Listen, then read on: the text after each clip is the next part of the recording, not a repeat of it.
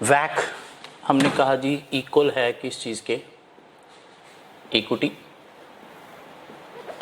Plus नहीं multiply cost of equity plus debt into K D divided by equity plus debt into 100% में answer लेने के लिए। Date redeemable irredeemable दोनों तरह के हैं, तो रिडीमेबल फिर बाद में इरिडीमेबल वो भी साथ आ जाएगा, नीचे भी इरिडीमेबल डेट आ जाएगा।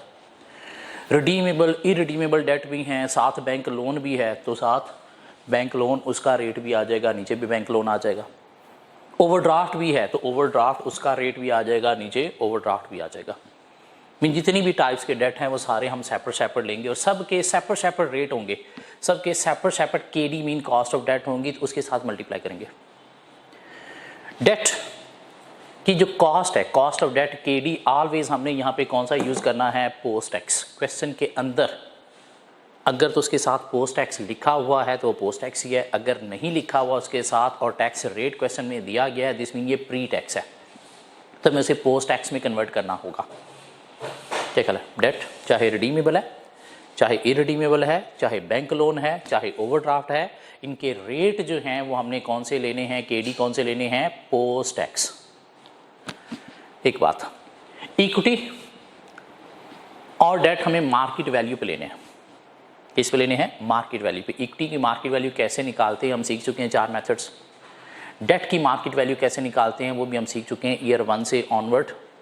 कैश फ्लोज को मीन इंटरेस्ट रेट को, रिडम्पशन वैल्यू को हमने डिस्काउंट करना है किस पे, मार्केट रेट पे। डेट जो है अगर तो बॉन्ड्स हैं, डिबेंचर्स हैं, तो ये चूंकि ट्रेड होते हैं तो इसलिए इनकी मार्केट वैल्यू सेपरेट होती है बुक वैल्यू से। बैंक लोन है या ओवरड्राफ्ट है ये ट्रेड नहीं होते, जिसको मिले हैं इसी ने वापस करने और इतनी वापस करने हैं, तो इनकी बुक वैल्यू ही मार्केट वैल्यू होती है। इनकी मार्केट वैल्यू नहीं निकालना होती ना बैंक लोन की और ना ओवरड्राफ्ट की। डिबेंचर है, बॉन्ड है, तो ये चूंकि ट्रेड हो जाते हैं तो इसलिए इनकी मार्केट वैल्यू हमें निकालना होती है। यहाँ तक बात समझ आती है? क्या कहना है? हमने जो वैक का फार्मूला डिस्कस किया है वो हमने ये डिस्कस किया है equity into cost of equity plus debt into cost of debt divided by equity plus debt. Percentage में हमें आंसर चाहिए तो हम क्या करेंगे, मल्टीप्लाई बाय 100 कर देंगे। हमारी बुक में वैक का एक जो है वो फार्मूला दिया गया है, आए थोड़ा सा उसको डिस्कस करते हैं। वो क्या है, R of equity into market value of equity divided by market value of total. हमारी बुक में जो वैक का फार्मूला दिया गया है वो क्या दिया गया है, R of equity mean rate of equity, rate of equity बोले तो K E into market value of equity mean equity divided by market value of total. Market value of total का मतलब क्या है, equity plus debt plus R of debt into market value of debt divided by market value of total. ये बात समझ आती? Mean हमारी book में इस तरह का फार्मूला दिया गया। अब डेट के अलावा जो है, डेट जितनी भी टाइप के हैं वो आ जाएंगे। डेट के अलावा एक चीज और भी फार्मूला में आएगी और वो क्या है, preference shares.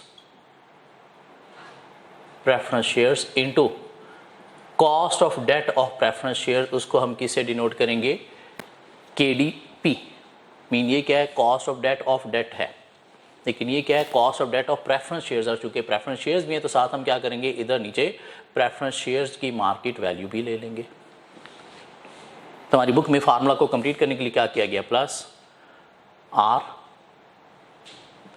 Of P mean preference shares into market value of P mean preference shares divided by market value of total.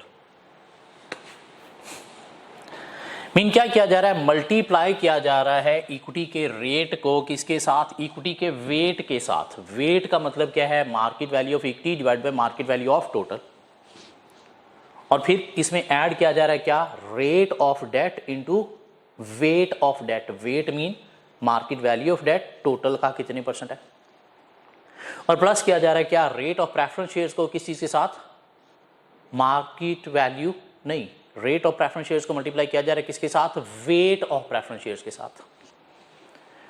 हम यही फार्मूला के थ्रू वैक कैलकुलेट किया करेंगे, लेकिन अगर कहीं पे पेपर में आपको ये फार्मूला दे दिया जाए और उसके अकॉर्डिंग लिखा जाए कि आप जो है वो कैलकुलेट करें वैक, तो इसके अकॉर्डिंग भी कैलकुलेट किया। इसका ये क्या है, के ई है, आर ई का मतलब क्या है, के ई है। ये क्या है, मार्केट वैल्यू ऑफ इक्विटी, और ये क्या है, market value of total, mean ये इन तीनों का टोटल, प्लस के डी को नाम क्या दिया गया, R D, mean rate of debt, plus market value of debt divided by market value of total.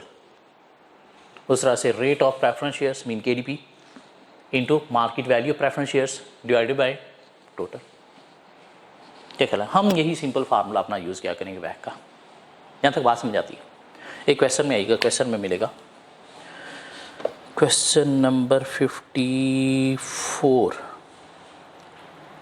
नहीं सॉरी क्वेश्चन नंबर 55, क्वेश्चन 55 देखिएगा। क्वेश्चन 55 कंप्यूट करना है आपको वैक। क्वेश्चन 55 वैक कंप्यूट करना है। CSK limited market value of equity is ₹1250 million, market value of debt is 750 million and market value of preference shares is 500 million. इन तीनों की मार्केट वैल्यू इसने बता दी। Cost of equity is 15%, cost of debt is 10% and cost of preference shares is 11%। Tax rate is 30% और साथ tax rate भी है कितना, 30%। क्या ख्याल है, तो अगर हम फार्मूला में आए, यही अपना फार्मूला अगर हम यूज़ करें, तुम्हारे पास मार्केट वैल्यू ऑफ इक्विटी उसने दी हुई है क्वेश्चन के अंदर, और मार्केट वैल्यू ऑफ इक्विटी उसने दी है कितनी, 1250, और कॉस्ट ऑफ इक्विटी उसने दी है 15% so 1250 into 15% plus market value of debt और इंटू के डी अब दिया गया कितना, 10%। ठीक है, प्री टैक्स या post tax, pre tax, tax rate है 30%, इसमें हमें पोस्ट टैक्स लेना है। और कितना है मार्केट वैल्यू ऑफ डेट 750 और के डी कितना है 10%, सो 750 इंटू 10% नहीं हमने लेना है पोस्ट टैक्स, और 10% का पोस्ट टैक्स कितना बनेगा 7%। कैसे, 10 इंटू 1 माइनस टी, या 10 इंटू 70% कर लो। और उसके बाद प्रेफरेंस शेयर्स हमें मार्केट वैल्यू दी गई है कितनी, 500 मिलियन, और साथ उसकी कॉस्ट हमें दी गई है 11%, सो प्लस 500 मिलियन इंटू 11%।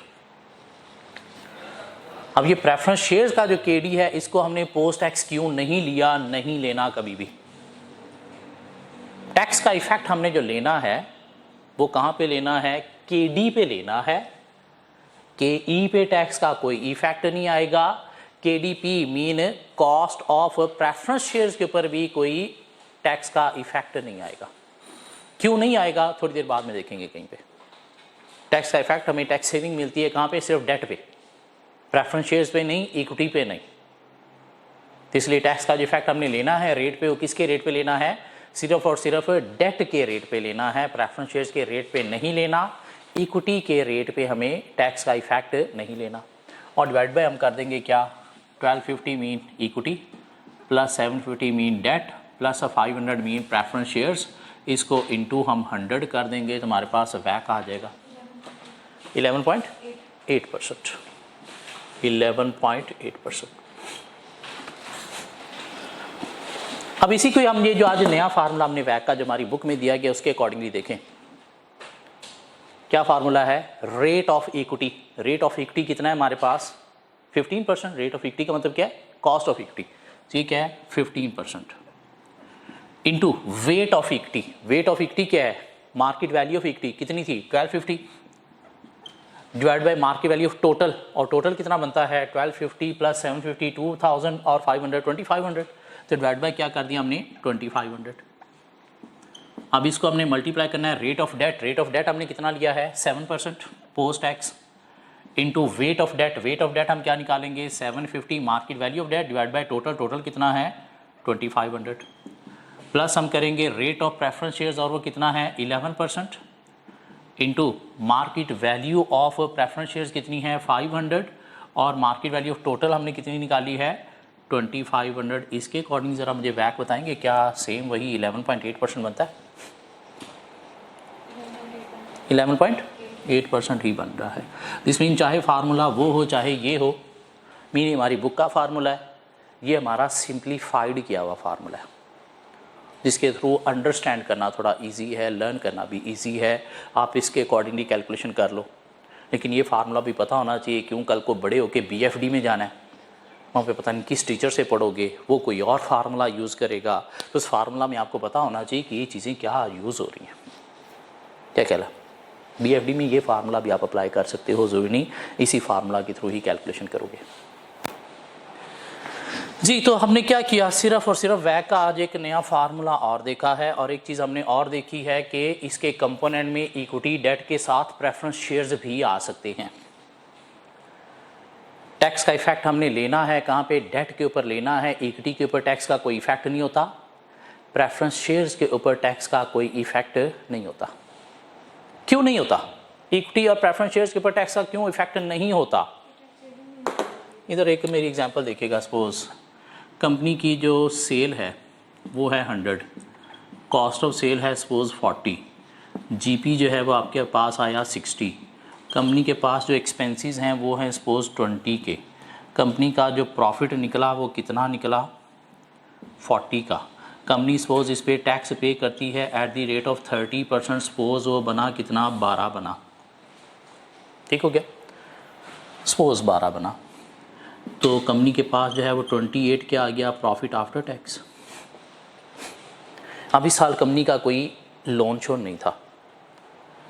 अब नेक्स्ट ईयर में क्या हुआ, सपोज सेल जो है वो इतनी ही है, कितनी 100, कॉस्ट ऑफ सेल जो है वो 40 ही है, जीपी जो है वो कंपनी का 60 ही है, एक्सपेंसेस जो हैं वो कंपनी के 20 हैं। अब इस साल में सपोज कंपनी ने कोई जो है वो क्या किया, 100 का लोन लिया at the rate of 10%, this mean company को टैक्स कितना इंटरेस्ट पे करना है 10। Profit after tax, profit before tax आपके पास जो है वो कितना आ गया 60 माइनस 30, टैक्स सपोज आपने पे किया कितने से 30% से, सपोज बना 10, तो आपके पास 20 जो है वो क्या बना प्रॉफिट आफ्टर टैक्स।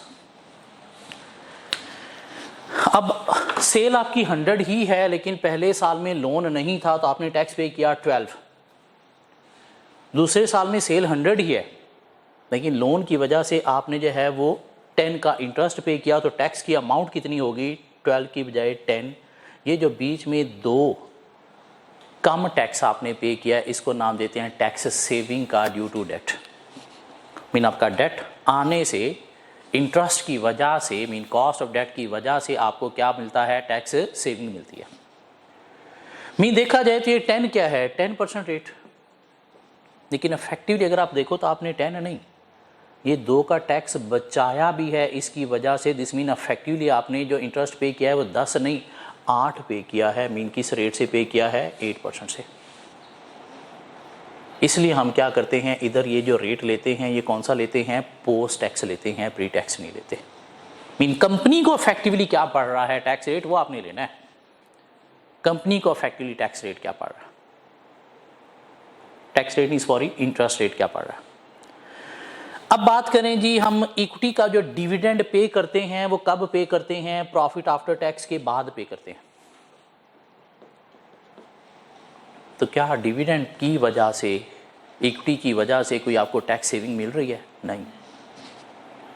क्या कहला, उसकी वजह से कोई टैक्स सेविंग नहीं मिली। प्रेफरेंस शेयर्स का जो डिविडेंड हमने पे करना है वो भी कब पे करना है, प्रॉफिट आफ्टर टैक्स के बाद ही पे करना है। अभी तक प्रॉफिट आफ्टर टैक्स के बाद ही पे करना है।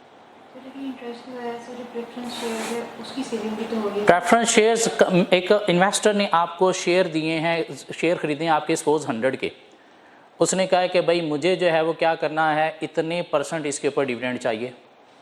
तो डिविडेंड आपने माइनस कब करना है, प्रॉफिट आफ्टर टैक्स के बाद। तो क्या उसकी वजह से कोई टैक्स की अमाउंट पे फ़र्क पड़ रहा है? नहीं। प्रेफरेंस शेयर्स ने कहा भाई मैंने आपसे 100 के शेयर लिए और मैंने इसके अगेंस्ट जो है वो 10% आपसे डिविडेंड चार्ज करना है, मीन 10 चार्ज करना ही करना है, तो आपने 10 देना ही देना है। चाहे आपका प्रॉफिट इतना हो तब भी आपने 10 देना है, चाहे आपका प्रॉफिट इतना हो तब भी आपने 10 देना है। क्या उसकी वजह से कोई टैक्स सेविंग मिल रही है आपको? नहीं। तो इसलिए ये जो रेट है प्रेफरेंस शेयर्स का, इसको हमने टैक्स का इफेक्ट नहीं लेना। क्या कहला। और वैसे भी टैक्स डिपार्टमेंट जो है वो आपको preference shares tax admissible allow नहीं करता। मीन प्रेफरेंस शेयर्स पे कोई टैक्स सेविंग नहीं मिलती, डेट पे मिलती है, इक्विटी पे नहीं मिलती। क्यों? उसका डिविडेंड हमने प्रॉफिट आफ्टर टैक्स के बाद पे करना है, उसकी वजह से टैक्स का कोई फर्क नहीं पड़ रहा। इसलिए टैक्स का इफेक्ट हमने इक्विटी पे नहीं लेना, प्रेफरेंस शेयर्स पे नहीं लेना, हाँ डेट पे लेना है। डेट चाहे रिडीमेबल है, चाहे इरिडीमेबल है, चाहे बैंक लोन है, चाहे ओवरड्राफ्ट है, जब भी उसका इंटरेस्ट यहाँ पे आएगा तो हमें टैक्स सेविंग मिलेगी मिलेगी। इसलिए उस पर हमने टैक्स का इफेक्ट लेना है। यहाँ तक कुछ बातें क्लियर हुई क्या? हमने एक नया फार्मूला देखा है और हमने कहा जी कि एक तीसरा कंपोनेंट भी है, किसका? वैक का। और वो तीसरा कंपोनेंट क्या है? इक्विटी डेट के अलावा प्रेफरेंस शेयर्स भी हो सकते हैं। हाँ, प्रेफरेंस शेयर्स पे टैक्स का इफेक्ट आपने रेट पे नहीं लेना। ठीक हो गया? चले जी, अब थोड़ी सी बातें और करते हैं। हमने कहीं पे पढ़ा कि मार्केट वैल्यू जो है वो इक्वल होती है डिविडेंड ओवर के ई के, अगर कांस्टेंट डिविडेंड है तो। अगर कांस्टेंट डिविडेंड है तो मार्केट वैल्यू किसके इक्वल है? डिविडेंड ओवर के ई के। के ई निकालना है तो क्या करेंगे? Dividend over market value. क्या कहला है? डिविडेंड अगर हम पर शेयर यूज कर रहे हैं तो मार्केट वैल्यू भी पर शेयर यूज करेंगे। ठीक होगी? फिर हमने पढ़ा अगर कॉन्स्टेंटली ग्रोइंग डिविडेंड है तो मार्केट वैल्यू होगी D into 1 plus G divided by K E plus minus जी, अगर कॉन्स्टेंटली ग्रोइंग डिविडेंड है। हाँ, अगर कंपनी का same dividend every year company पे कर रही है तो फिर फार्मूला ये है। नहीं, डिविडेंड चेंज हो रहे हैं, कॉन्स्टेंटली ग्रोइंग हो रहे हैं तो फिर फार्मूला ये है। इसको हम यूं भी लिख सकते हैं, market value is equal to D1 divided by K E minus ji. Mean हम यहाँ पे डिविडेंड कौन सा लेते हैं? हम यहाँ पे जो डिविडेंड लेते हैं ना वो लेते हैं लेटेस्ट। कौन सा? लेटेस्ट। और उसको जब 1 प्लस जी करते हैं तो वो फिर करंट का नहीं, नेक्स्ट ईयर का डिविडेंड हम ले रहे होते हैं। ये जो मार्केट वैल्यू ना, इसको प्राइस भी बोला जाता है, प्राइस ऑफ इक्विटी। मीन यूं कहेंगे हम कि प्राइस पी नॉट हमने फाइंड करनी है तो हम उसमें D1 ले रहे होते हैं divided by K E minus ji. Mean dividend हम करंट नहीं, डिविडेंड कौन सा ले रहे होते हैं? नेक्स्ट ईयर का ले रहे होते हैं। क्यों? ये 1 प्लस ग्रोथ रेट से क्या हो जाता है? डिविडेंड करंट वाला नेक्स्ट ईयर में कन्वर्ट हो जाता है। ये बात समझ आती? मीन हम मार्केट वैल्यू आज की निकाल रहे हैं लेकिन डिविडेंड हम कौन सा ले रहे होते हैं? नेक्स्ट का ले रहे होते हैं। इधर भी देखो तो नेक्स्ट का ले रहे हैं। सर वो कैसे? जब सेम डिविडेंड है तो करंट वाला ही नेक्स्ट का ही है। मीन इस फार्मूला को भी हम क्या कहेंगे? Market value is equal to D1 divided by K E, या हम क्या कहेंगे? P not is equal to D1 divided by K E. वो करते हैं अभी, वो क्वेश्चन गलत किया हमने कल, वो क्वेश्चन गलती है हमारी भी, ठीक करते हैं उसे। ये बात समझ आती है कि जो D हम यूज कर रहे होते हैं वो कौन सा यूज कर रहे होते हैं? नेक्स्ट ईयर का। अगर हम D इंटू 1 प्लस जी ले रहे हैं तो ये लेटेस्ट डिविडेंड इंटू 1 प्लस जी करने से वो क्या बन जाता है? नेक्स्ट ईयर का डिविडेंड बन जाता है। उसके साथ ग्रोथ रेट ऐड करने से क्या बन जाएगा? वो नेक्स्ट का डिविडेंड निकलेगा ना, करंट का नहीं। और जब कांस्टेंट डिविडेंड है तो वहां पे हम क्या ले रहे हैं? D1 में नेक्स्ट का डिविडेंड ही ले रहे हैं। प्राइस हम आज की फाइंड कर रहे हैं, ईयर 0 पे आज। क्या कहलाओ? डिविडेंड हम कौन सा ले रहे होते हैं? नेक्स्ट ईयर का ले रहे होते हैं। ये बात समझ आती है? मीन ये फार्मूला क्या बनेगा? P not mean price market value of shares is equal to D1, D next year का लेंगे या करंट लेंगे तो इंटू 1 प्लस जी कर देंगे। 1 प्लस जी करने से क्या होगा? नेक्स्ट का निकल आएगा। क्या कहला है? Divide by K E minus जी। जी निकालने के हमारे पास दो मेथड्स हैं। हिस्ट्री दी गई है तो हिस्टोरिकल ग्रोथ मॉडल, और अगर हिस्ट्री नहीं देगी तो गोल्डन ग्रोथ मॉडल। कल हमने क्वेश्चन किया था, क्वेश्चन 46, उसमें आइएगा जरा please. Question 46, cost of equity capital mean के ई हमने फाइंड करना है। Guava limited has demonstrated a constant growth in dividend of 4% for several years. तो कंपनी की डिविडेंड ग्रोथ कितनी है? 4%, जी 4%। 1 year ago the dividend was 0.25 पर शेयर। हम यहाँ पे इस फार्मूला में भी अगर ये डी ले रहे होते थे तो कौन सा ले रहे होते थे? लेटेस्ट। उसने कहा 1 ईयर अगो का इतना है, तो हमें लेटेस्ट डिविडेंड लेना है। और लेटेस्ट डिविडेंड हम कैसे निकालेंगे? इंटू 1.04 कर देंगे। क्या कहला? मीन हमने निकालना है क्वेश्चन 46 में क्या, के इज इक्वल टू है D into 1 plus G divided by market value plus G. तो डी हमने कौन सा लेना है, लेटेस्ट। हमारे पास जो दिया गया है वो 1 ईयर अगो का दिया गया है 0.25 और 4% ग्रोथ है, तो हम क्या करेंगे 0.25 को मल्टीप्लाई कर देंगे 1.04 से, कितना आ जाएगा 0.26, या यूं भी कह सकते हैं 0.25 इंटू 1 प्लस जी, जी कितना है 0.04, तो भी क्या आ जाएगा 0.26। क्या ख्याल है? सो डिविडेंड हम लेंगे 0.26, ग्रोथ रेट है हमारे पास 1 प्लस जी बोले तो 0.04 डिवाइड बाय मार्केट वैल्यू हमें दी गई है क्वेश्चन में कितनी 1.98 दी गई है, तो इसमें से डिविडेंड माइनस कर देंगे। क्या ख्याल है 1.98, तो डिविडेंड माइनस करेंगे, कितना डिविडेंड माइनस करेंगे 0.26। क्या ख्याल है 0.26 प्लस क्या कर देंगे जी, जी कितना है 0.04, तो हमारे पास कितनी आ गई के ई 19.72%। क्या ख्याल है, ये बात समझ आती? चलिए क्वेश्चन 46 हमने कर लिया था, क्वेश्चन 47 कर लिया था, एक क्वेश्चन कल हमने छोड़ा था क्वेश्चन 44, उस क्वेश्चन में आइएगा ज़रा। सबसे ट्रिकी क्वेश्चन, हमारे जितने भी वैक के क्वेश्चन हैं उनमें सबसे ट्रिकी क्वेश्चन, जो शायद आज इतनी जल्दी हज़म ना हो, कोई 2-3 दफ़ा देखने के बाद आप लोग हज़म कर पाओगे। क्या कहता है question, a company is considering an investment which will require an initial outlay of rupees 300,000 and will produce cash inflow of rupees 125,000 in perpetuity।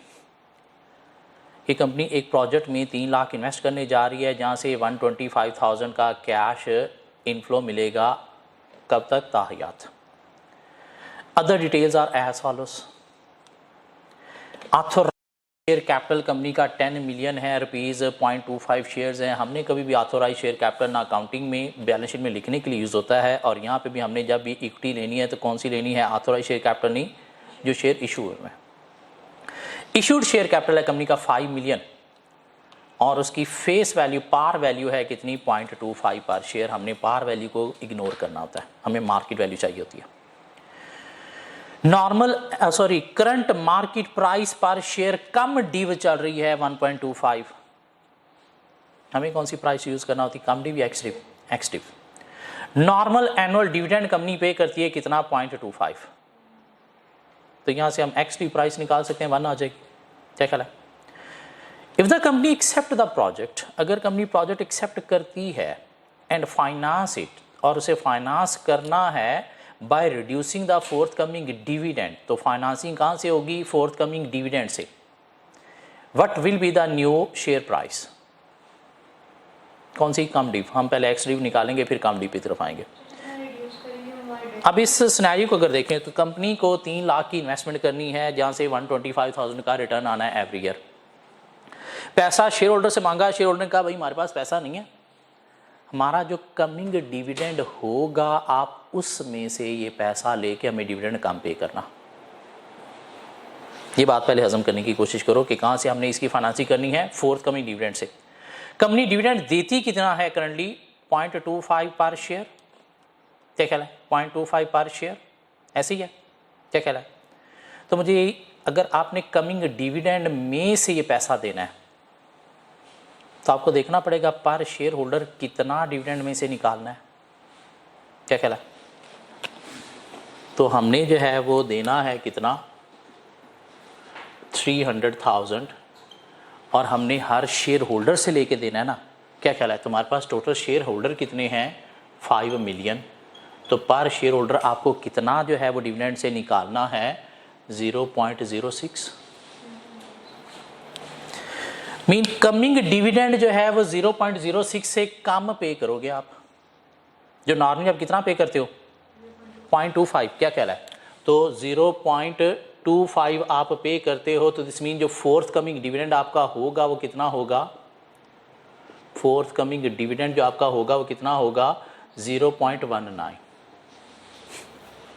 यहां तक बात समझ आती कि 3 लाख की हमें इन्वेस्टमेंट करनी है एक प्रोजेक्ट में, 3 लाख का पैसा हम कहाँ से लेंगे? कमिंग डिविडेंड में से। शेयर होल्डर ने कहा भाई हमारे पास पैसा नहीं है, हमारा डिविडेंड में से पैसा ले लेना। तो हमने देखा जी 3 lakh 5 lakh total share holder हैं जिनको डिविडेंड कंपनी पे करती है। तो पर शेयर होल्डर हमें कितना चाहिए? 0.06, और हर शेयर होल्डर का नॉर्मल डिविडेंड कितना है? 0.25। दिस मीन हमें हर शेयर होल्डर को डिविडेंड जो कमिंग देना है वो कितना देना है? 0.19। यहाँ तक बात समझ आ गई। अब उसने कहा जी कि आपने क्या करना है? कंपनी की मार्केट वैल्यू पर शेयर निकालनी है। मार्केट वैल्यू पर शेयर निकालनी है। मुझे ये बताओ कि कांस्टेंट डिविडेंड है या कांस्टेंटली ग्रोइंग डिविडेंड है? कांस्टेंट डिविडेंड है। क्या कहला? दिस मीन मार्केट वैल्यू हमें निकालनी है। तो मार्केट वैल्यू जो है वो निकालने का हमारे पास जो फार्मूला है वो क्या है? D1 divided by KE। D1 divide by KE। क्या क्वेश्चन में KE गिवन है? क्वेश्चन में KE गिवन है? नहीं। तो KE हम निकाल सकते हैं। अभी करंट जो भी हमारे पास डाटा है उसके अकॉर्डिंगली KE निकाल सकते हैं। KE हमें पता है किसके इक्वल होता है? D over market value. क्या कहला है? D कंपनी नॉर्मल कितना पे कर रही है? 0.25। मार्केट वैल्यू हमने निकाल ली, हमारे पास डाटा दिया गया 1.25 कम डिव है, तो उसमें से डिविडेंड माइनस करें तो क्या बन जाएगा? 1। तो KE कितना बना? 25%। क्या कहला? दिस मीन इसमें हम जो KE यूज करेंगे वो तो यूज करेंगे 25%। तो सर ये D1 कैसे निकालेंगे? Next dividend. D1 का मतलब क्या है? Next dividend mean next year का डिविडेंड। नॉर्मली कंपनी पे कर रही है 0.25, तो जो नई इन्वेस्टमेंट कर रहे हैं वहां से 125,000 आना है, वो आपने किसको देना है? शेयर होल्डर को देना है ना एज ए डिविडेंड। क्या ख्याल है? तो D1 हम कैसे निकालेंगे सर? मीन ये क्या हमारी वर्किंग 1 है KE निकालने की, ये हमने कहाँ से निकाला है? वर्किंग 1 से। अब वर्किंग 2 हम करने जा रहे हैं D1 की। D1 कैसे निकालेंगे? 0.25 हम देते हैं नॉर्मल डिविडेंड, प्लस वो जो 125,000 हमने कमाना है वो भी हमने देना है शेयर होल्डर को। कितने शेयर होल्डर को सर? 5 मिलियन शेयर होल्डर को। तो क्या बनेगा? 0.275। तो D1 हमारे पास क्या होगा?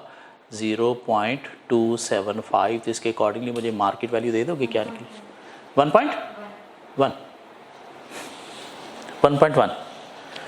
ये कौन सी है? एक्स डिव या कम डिव? X div. उसने हमसे मांगी है कम डिव। तो क्या करेंगे हम? ये है एक्स डिव, इसमें हम प्लस करेंगे क्या? डिविडेंड। तो हमारे पास आएगी क्या? कम डिव। कितना डिविडेंड इसमें ऐड करेंगे? जो फोर्थ कमिंग डिविडेंड है वो ऐड करेंगे, और फोर्थ कमिंग डिविडेंड कितना है हमारा? 0.19। तो हमारे पास क्या आएगी? 1.29 कम डिव।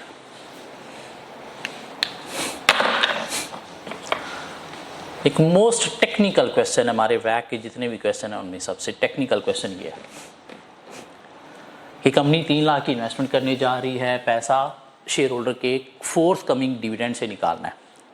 मीन करंट ईयर का जो डिविडेंड है वहाँ से निकालना है, और कंपनी नॉर्मल डिविडेंड जो है वो पे करती है कितना?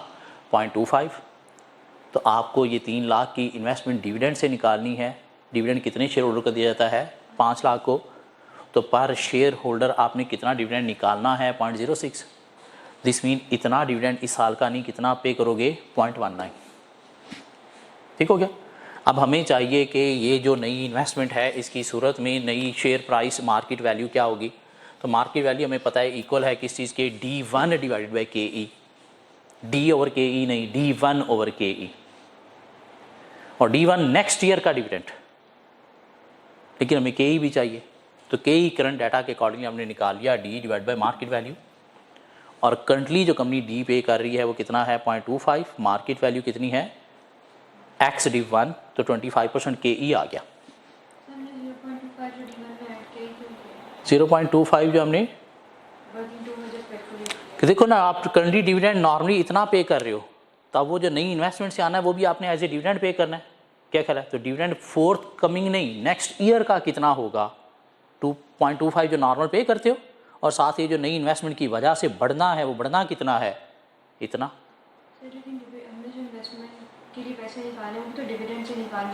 हम लेकिन वो जो पहले वाली इन्वेस्टमेंट है वो तो हमने ज़ाया तो नहीं ना करते, नहीं उसका भी तो डिविडेंड देना है ना। तो पहले वाली इन्वेस्टमेंट से नॉर्मल डिविडेंड आप इतना देते हो, अब ये जो नई इन्वेस्टमेंट होगी उसका इतना प्रॉफिट वो भी शेयर होल्डर में डिस्ट्रीब्यूट करना है। क्या ख्याल है? तो मीन नेक्स्ट ईयर आप डिविडेंड जो दोगे कितना दोगे? इतना दोगे। इन्वेस्टमेंट आज करोगे, रिटर्न नेक्स्ट ईयर में मिलेगा ना। क्या ख्याल है? सो नेक्स्ट ईयर का डिविडेंड D1 हमारा इतना होगा, तो मार्केट वैल्यू ये आ गई। अब ये है एक्स डिव, उसने कहा हमें चाहिए कम डिव, तो कम डिव के लिए ये मेन टेक्निकल पॉइंट है कि उसमें आपने डिविडेंड ऐड करना है। Cum div is equal to ex div plus dividend, कल हमने देखा था। क्या कह रहा है? तो डिविडेंड कौन सा ऐड करना है? जो करंट है। करंट कितना आप दे रहे हो? 0.25 नहीं, 0.19। चलिए आगे। सो क्वेश्चन 47 तक हमारे क्वेश्चन हो गए, ऐसे है। क्वेश्चन 48 देखिएगा प्लीज। कॉस्ट ऑफ इक्विटी आपको कैलकुलेट करनी है, KE कैलकुलेट करना है। A company's profit after tax for the year just ended is ₹282,000. Out of this a dividend of ₹95880 will be paid. तो बाकी क्या है? Retained. At year end share holder funds total ₹3711120 year end पे जो closing equity है वो इतनी है। हमें शायद ओपनिंग चाहिए होती है। Equity capital consist of ₹426,000 one ordinary shares. हाँ, वो जो टोटल इक्विटी है उसमें शेयर्स का जो है वो कितना है? 426,000। और मार्केट वैल्यू उसकी कम डिव चल रही है 1.475। तो आपने कॉस्ट ऑफ इक्विटी निकालनी है। गुड लक एवरीबॉडी, ट्राई करेंगे ज़रा।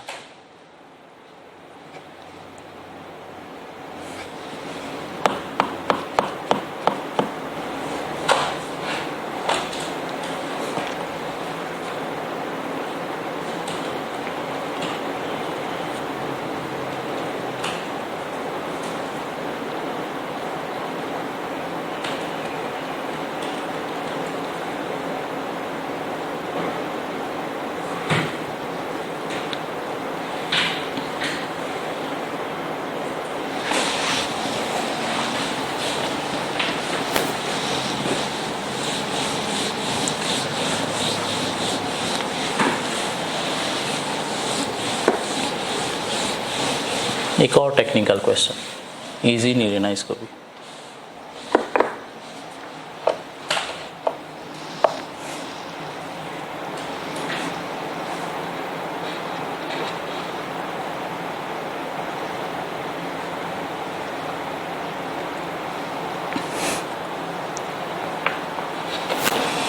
पहले ये देखना आपको फाइंड क्या करना है।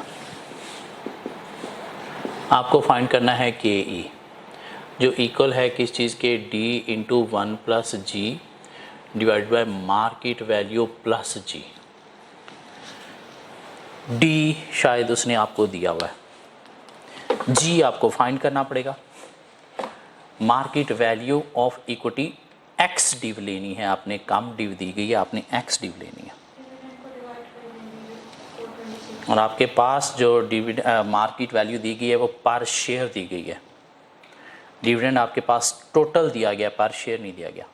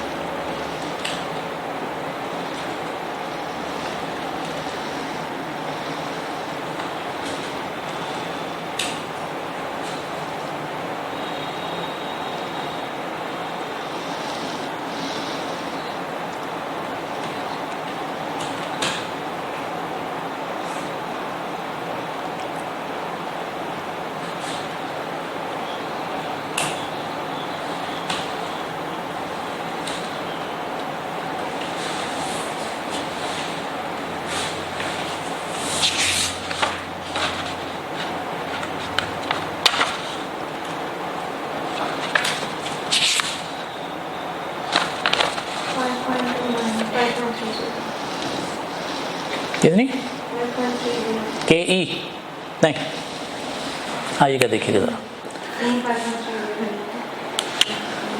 डी हमारे पास है कितना 24. ना डी पूरा डी कितना दिया गया हमें 95,880, क्या ख्याल है 95,880 पूरा ले लो, अभी एक दफ़ा देख लेते हैं, अभी पर शेयर में भी देख लेंगे। इंटू 1 प्लस हमें जी चाहिए, तो हम चले गए जी फाइंड करने के लिए। जी क्या हिस्टोरिकल ग्रोथ मॉडल अप्लाई होगा, नहीं गॉर्डन मॉडल अप्लाई होगा, बी इंटू आर। बी क्या है retained profit divide by profit, total profit हमें दिया गया 28,200, उसमें से अगर आपने इतना डिविडेंड दे दिया तो बाकी क्या है रिटेन्ड है कितना 186,120, तो बी यहाँ से निकल आया, क्या कह रहा है इंटू आर। आर में क्या है प्रॉफिट 282,000 डिवाइडेड बाय हमने क्या करना है ओपनिंग कैपिटल लेना है, हमारे पास क्लोजिंग कैपिटल दिया गया है कितना 37,111,20, 37,111,20, तो इसमें से माइनस कर दें अगर हम रिटेन्ड प्रॉफिट जो करंट में हमने ऐड किया हुआ है एज ए रिटेन्ड अर्निंग, तो हमारे पास क्लोजिंग कैपिटल आ जाएगा। तो यहाँ से हमारे पास जो है वो जी आ गया कितना 5.28%, दिस मीन 5.28% जी आ गया हमारे पास, प्लस 5.28% जी आ गया। अब हमें चाहिए market value of equity, market value of equity हमें चाहिए, मार्केट वैल्यू ऑफ इक्विटी चाहिए हमें, तो हम टोटल ले रहे हैं ना, डिविडेंड में हमने पर शेयर नहीं लिया, तो हमारे पास 426,000 शेयर्स हैं, इनटू हमने करनी है एक्स डिव मार्केट प्राइस पर शेयर, हमारे पास दी गई है कम डिव, हमें क्या चाहिए एक्स डिव चाहिए, क्या कह रहा है।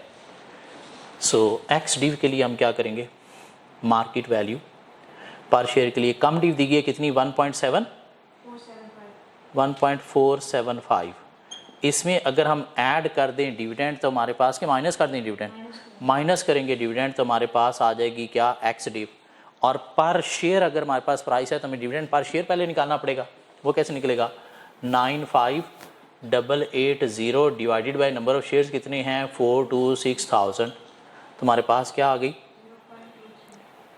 नहीं टोटल बता दें मार्केट वैल्यू 1.245, ये क्या आ गई हमारे पास एक्स डिव, ये क्या थी कम डिव, ये क्या था डिविडेंड पर शेयर, तो इसे में मल्टीप्लाई कर देंगे क्या 1.245, आप देखिएगा ज़रा के कितना आ रहा है 24.73,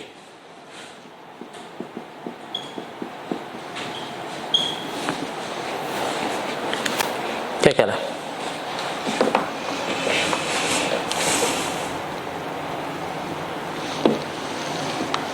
थोड़ा ट्रिकी क्वेश्चन था ये भी,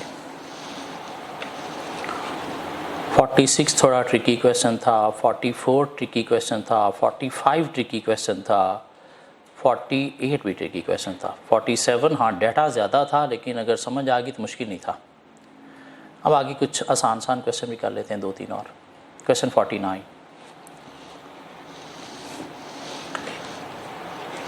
A company's dividend history is as detailed below, 20x 6 7 8 9 0 20y1 का डिविडेंड हमारे पास हिस्ट्री दी गई है। The company has 336 million rupees, 1 ordinary shares valued at par, mean इतने शेयर्स हैं, शेयर कैपिटल 336 मिलियन है। What is the cost of equity, K E आपको निकालना है, क्या कह रहा है के ई निकालना है, constant dividend constantly growing dividend, constantly growing dividend, so KE is equal to D into 1 plus G divided by market value plus G, क्या कहला है D हमारे पास लेटेस्ट दिया गया है कितना 22.7, पर शेयर दिया गया नहीं इन मिलियन दिया गया, क्या कहला है टोटल दिया गया, इंटू 1 प्लस जी हमें निकालना है, जी देखते हैं कैसे निकलता है, मार्केट वैल्यू हमें 336 मिलियन दी गई है ऑलरेडी, क्या कहला है, तो जी निकालने के लिए हमारे पास हिस्ट्री है कि 19.2 से 1 प्लस ग्रोथ रेट से डिविडेंड हो गया 22.7, कितनी ग्रोथ से 1 2 1 2 3 4 5 ग्रोथ से, क्या कहला 5 ग्रोथ से। व्हाट इज जी? जी का आंसर दे दें मुझे।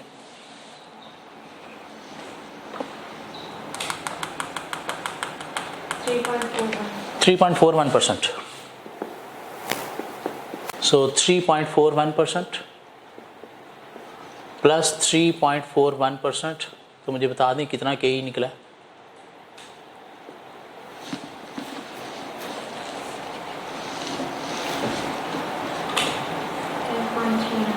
कितना? 10.39%।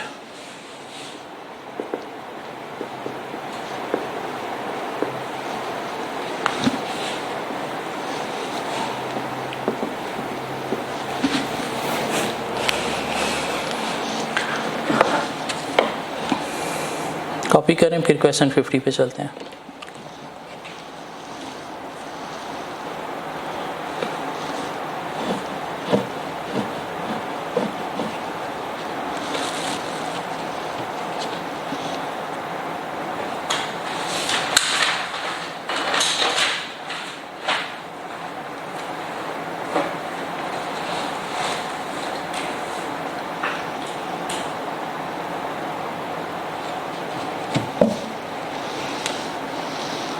क्वेश्चन 50,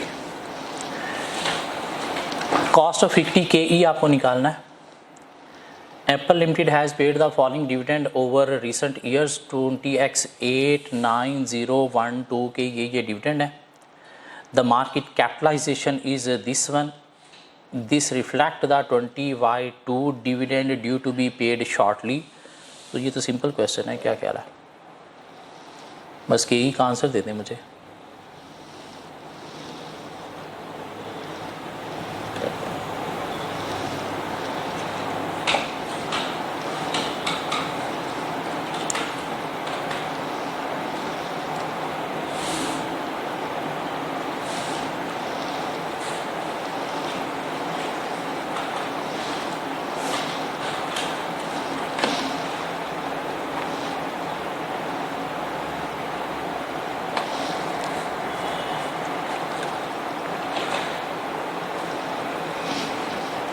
मार्केट कैपिटलाइजेशन इतनी है, this reflect the 20/2 dividend due to be paid shortly. इसके अंदर वो डिविडेंड शामिल है जब भी पे करना है, क्या कहला है, तो माइनस करेंगे इसके में से। K E is equal to D into 1 plus G divided by market value plus G. Dividend जो है वो कितना है हमारे पास 619,300 इंटू 1 प्लस जी। जी हमें निकालना पड़ेगा और जी निकालने के लिए 520 से 1 प्लस ग्रोथ रेट से हो गया कितना 619,300 और कितनी नंबर ऑफ ग्रोथ हैं 4 नंबर ऑफ ग्रोथ हैं, तो जी कितने परसेंट है 4.47%।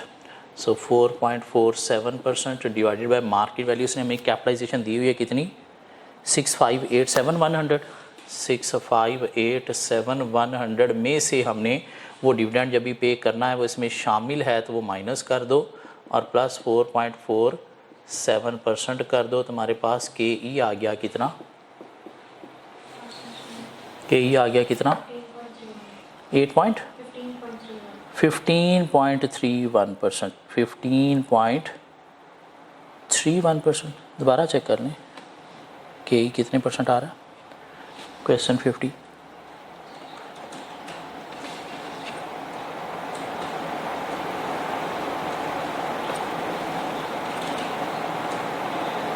$15.31%। क्या कह रहा है,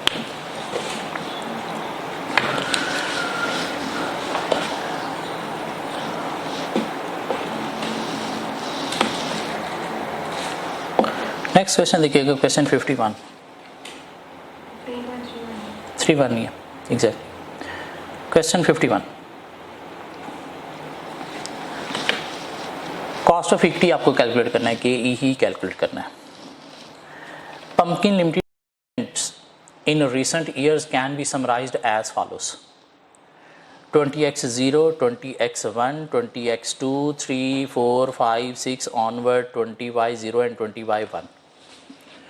और डिविडेंड की हिस्ट्री को अगर थोड़ी सी नज़र मारें हम, 20x0 से 1 तक ग्रो हो रहा था, 1 से 2 डिक्लाइन हो गया, 2 के बाद आगे देखें तो ग्रोइंग ग्रोइंग ग्रोइंग नज़र आ रहा है। कहाँ तक? 20x9 तक। उसके बाद फिर डिक्लाइन हुआ, फिर ग्रो हो गया। दिस मीन कोई स्टडी ग्रोथ हमें नज़र नहीं आ रही।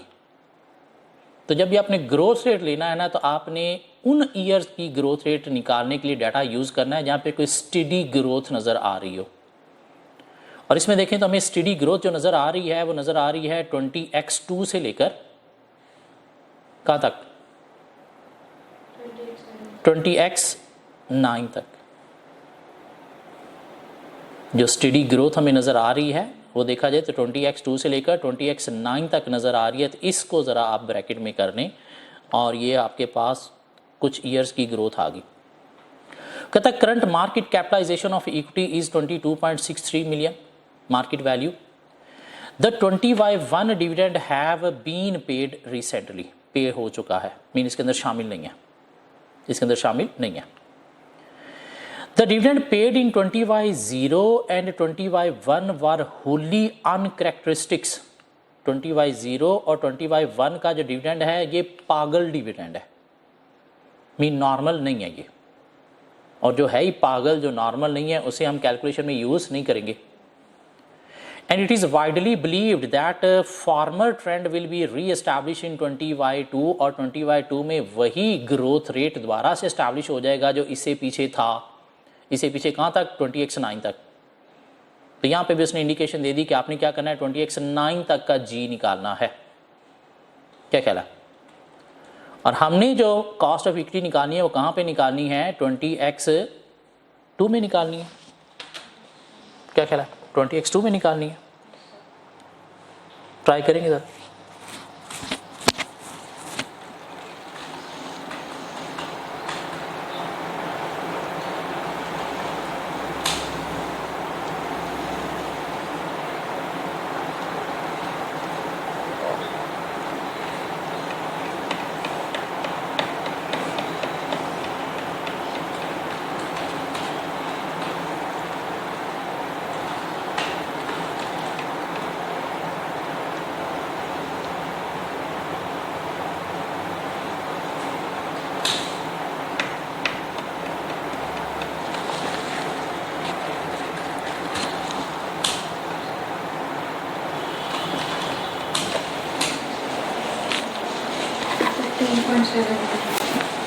फिफ्टीन 15.7%। देखते हैं क्या बनता है ये।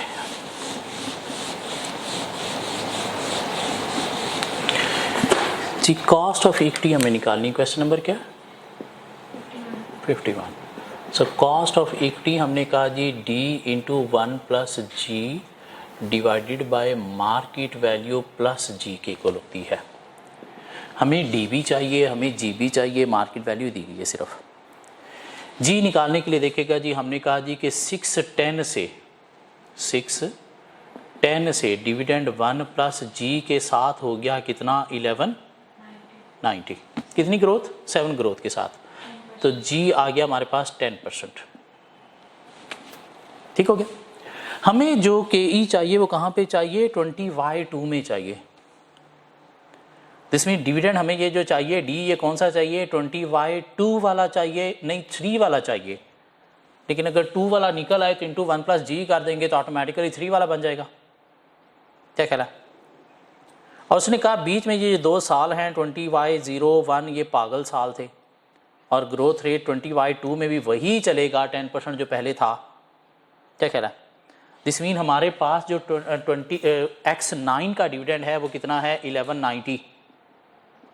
तो हमें इसको 20y2 में कन्वर्ट करने के लिए, डिविडेंड ऑफ 20y2 में कन्वर्ट करने के लिए 1190 इंटू 1 प्लस जी कितना साल?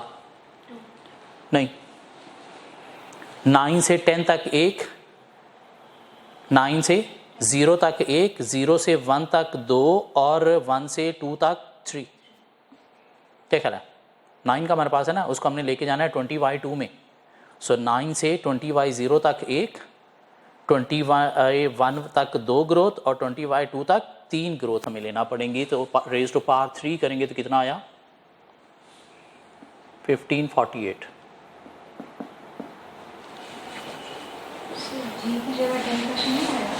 जी की जब 10% गैस, हाँ ये 10% आ गया ना। 10% 3 ग्रोथ के साथ कितना आ गया?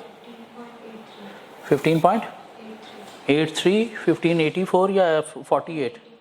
1584, 1584, 1583 पूरा ले लें, 1589। तो हमने क्या किया जी, यहाँ पे डिविडेंड ले लिया कितना? 1583.89 इंटू 1 प्लस जी कितना है हमारा? 10% डिवाइड बाय मार्केट कैपिटलाइजेशन कितनी है? 22630 प्लस 10%। तो अब मुझे के बता दें कितना है?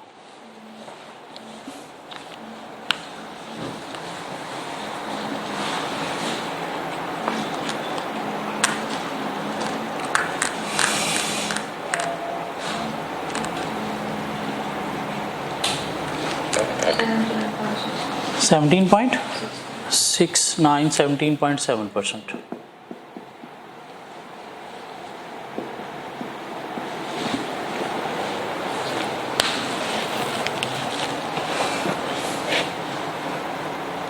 तो ओके क्वेश्चन ही चलते आ रहे हैं, कुछ इजी क्वेश्चन भी कर लें।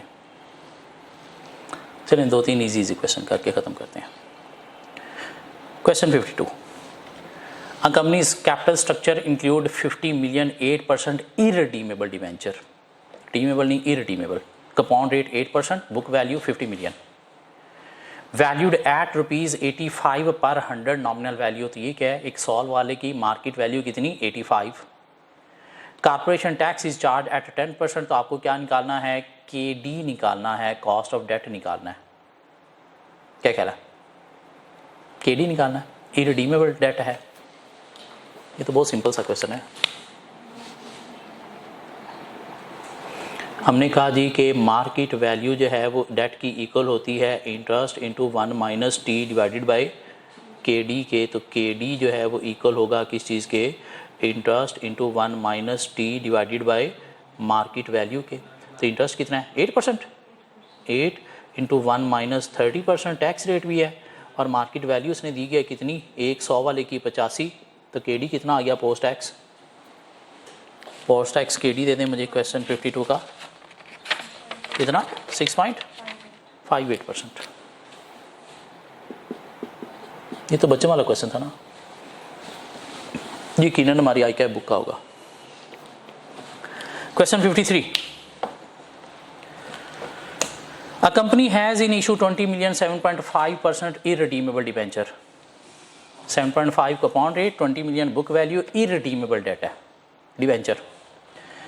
Date investor currently demand a return of 6%। Investor जो डिमांड करता है वो 6% करता है, और इन्वेस्टर का जो भी रेट होता है इस पर टैक्स टुक्स कोई नहीं होता। क्यों? ये 30% टैक्स कंपनी को पे करना था, इन्वेस्टर को नहीं।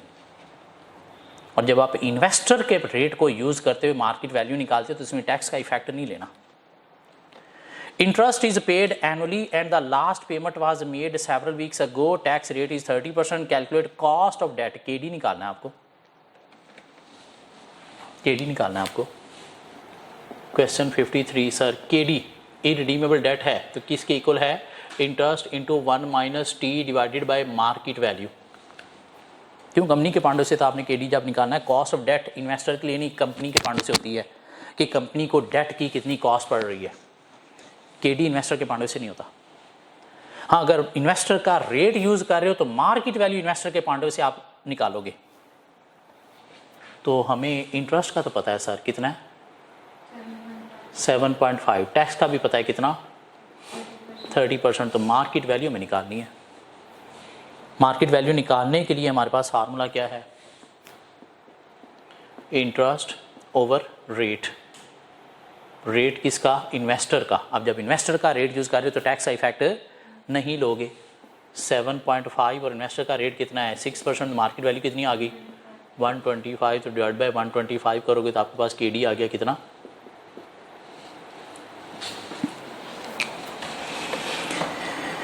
KD आ गया कितना 4.2%।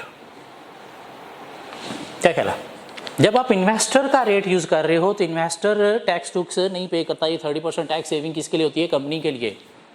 तो जब इन्वेस्टर का रेट यहाँ पे यूज़ कर रहे हो तो KD नहीं है, वो KD cost of debt company के पॉइंट से होती है, तो इसलिए ऊपर टैक्स का इफेक्ट नहीं लोगे। एक क्वेश्चन हमने पहले भी ऐसा किया है, ठीक हो गया, दोबारा वही क्वेश्चन रिपीट हुआ है जी। क्वेश्चन 54, 55 हमने कर लिया था ना, बस 54 करके ख़त्म करते हैं। A company is in issue 20 million 7% debenture redeemable at par in 8 years time। 8 सालों में कंपनी ने क्या करना है, 7% कूपन रेट देना है। Interest is paid annually and qualifies for immediate tax relief at 30%। Investor require a return of 10%, calculate cost of debt. और अब इरडीमेबल नहीं है, रिडीमेबल है, रिडीमेबल है, तो आपको क्या करना है, पहले मार्केट वैल्यू निकालना पड़ेगी। क्यों, cost of debt NPV IRR निकालने के लिए आपको क्या करना पड़ता है, मार्केट वैल्यू इनिशियली ईयर 0 में लेना पड़ती है एज ए आउटफ्लो। क्या कहला है, तो पहले मार्केट वैल्यू आप निकालोगे, और इन्वेस्टर का चूंकि आप रिटर्न यूज़ कर रहे हो तो उसमें टैक्स का इफेक्ट नहीं लोगे, टैक्स का इफेक्ट नहीं लोगे।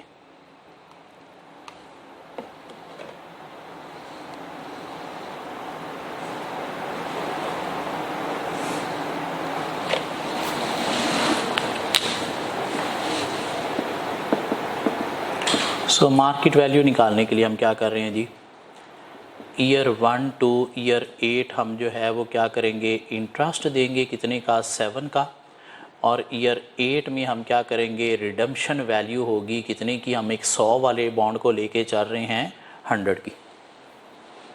ठीक है ना, 100 वाला बॉन्ड रिज्यूम करके हम चलते हैं ना, तो हमारे पास जो कैश फ्लोज आ गए वो कितना आ गया, ईयर 1 टू 8 7 आ गया, और इधर हमारे पास 100 आ गया। 10% रेट है, इन्वेस्टर का रेट कितना है 10%, जिस मीन हम PV निकालेंगे एट द रेट ऑफ 10%। कैसे, 7 into 1 minus 1.10 raise to power -8 divided by 0.10 plus 100 divided by 1.10 raise to power 8। तो मार्केट वैल्यू आपके पास आ जाएगी कितनी, 84 क्या आ गई आपके पास मार्केट वैल्यू। अब इस मार्केट वैल्यू को यूज़ करते हुए हम क्या करेंगे, कैलकुलेट करेंगे क्या IRR जो क्या होगा KD होगा, और कंपनी के पॉइंट से हम कैलकुलेट कर रहे हैं तो इसलिए अब हम टैक्स लेंगे, कंपनी के पॉइंट से कैलकुलेट कर रहे हैं तो टैक्स हम लेंगे। क्या कहला है, सो क्या है जी, हमारे पास ईयर 0 है, ईयर 1 टू ईयर 8 में हमें क्या मिलना है, और ईयर 8 में हमने क्या देना है। क्या कह रहा है, तो ईयर 0 में हमारा जो है वो 84 की इन्वेस्टमेंट है नेगेटिव।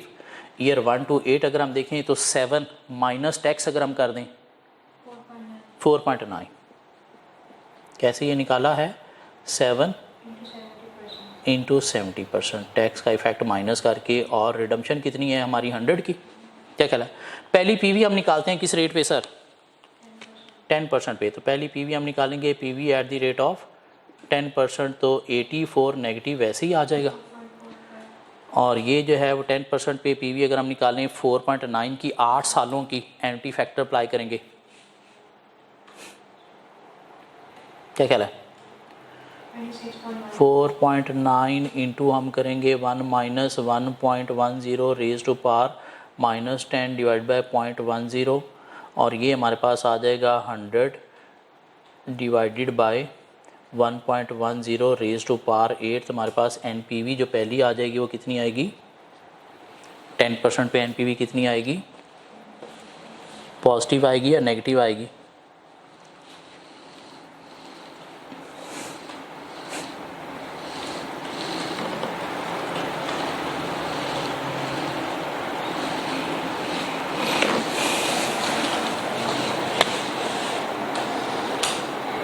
11.21 नेगेटिव आ गई। दिस मीन हमें अगली PV at the rate of 5% positive लाने के लिए तो 84 वैसे ही आ गया। 4.9 into 1 minus 1.10 raise to power minus 1.05 raise to power -8 divided by 0.05 और ये हो जाएगा 100 divided by 1.05 raise to power 8। तो यहाँ पे पॉजिटिव एनपीवी आ जाएगी कितनी? 15.35।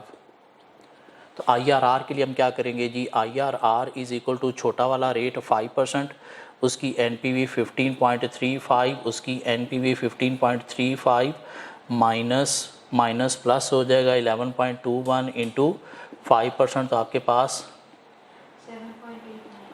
7.89 जो है वो पोस्ट टैक्स KD आंसर आ गया, कॉस्ट ऑफ डेट।